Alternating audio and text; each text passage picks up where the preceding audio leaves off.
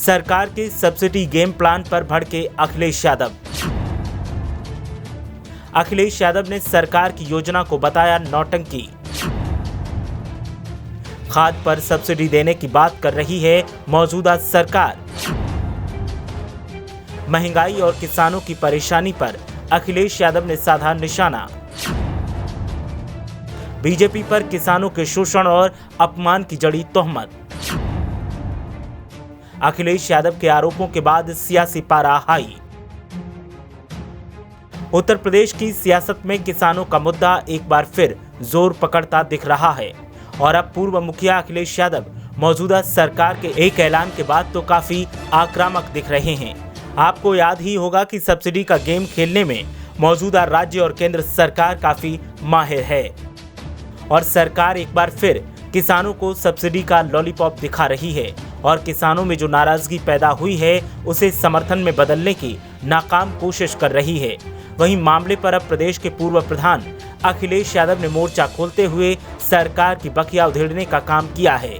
अखिलेश यादव ने बड़ा आरोप लगाते हुए कहा कि डीएपी खाद की कीमत 2 बार बढ़ाकर सब्सिडी का ड्रामा करने वाली भारतीय जनता पार्टी की डबल इंजन सरकार में यूरिया की कालाबाजारी लगातार जारी है।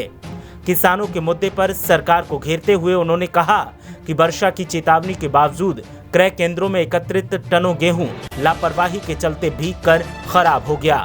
सपा अध्यक्ष अखिलेश यादव ने कहा कि बीजेपी की इन किसान विरोधी नीतियों के खिलाफ तो दल के अंदर भी विरोध के स्वर उठने लगे हैं।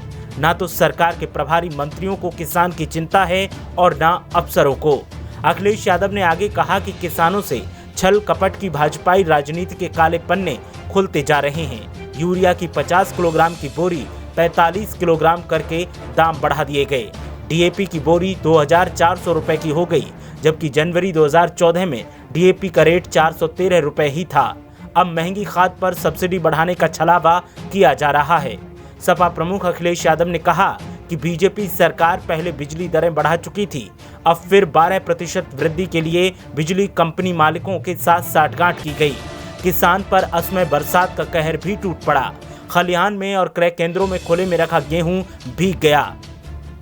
बरेली, मोहम्मदी खीरी, गोला, गोकर्णनाथ, जालौन, हरदोई, फतेहपुर जिलों में अव्यवस्थाओं के चलते टनों गेहूं बर्बाद हो गया। गन्ना किसानों को मिल मालिकों की दया पर छोड़ दिया गया है। उनका अभी भी 40% से ज्यादा बकाया है। अखिलेश यादव ने कहा कि कायदे से तो इस पर ब्याज दिया जाना चाहिए, लेकिन जहां मूलधन का ही पता नहीं वहां ब्याज का कानून क्या करेगा। अखिलेश यादव ने आरोप लगाया कि पिछले 6 महीने से आंदोलन कर रहे किसानों से सरकार वार्ता को तैयार नहीं है।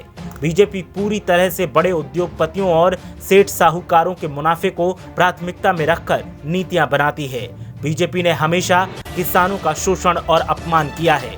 किसान बीजेपी से बुरी तरह आक्रोशित है और पिछले 6 महीने से आंदोलन कर रहा है, फिर भी कोई किसानों से वार्ता को तैयार नहीं है। अगले साल होने वाले चुनावों में किसान बीजेपी को सत्ता से बेदखल कर सबक जरूर सिखाएंगे। अखिलेश यादव ने कहा कि अगले साल 2022 में समाजवादी पार्टी की सरकार बनने पर किसानों को इंसाफ दिया जाएगा और किसानों के साथ जो अन्याय हुआ है उसकी पाई का हिसाब होगा। ब्यूरो रिपोर्ट, मीडिया हलचल।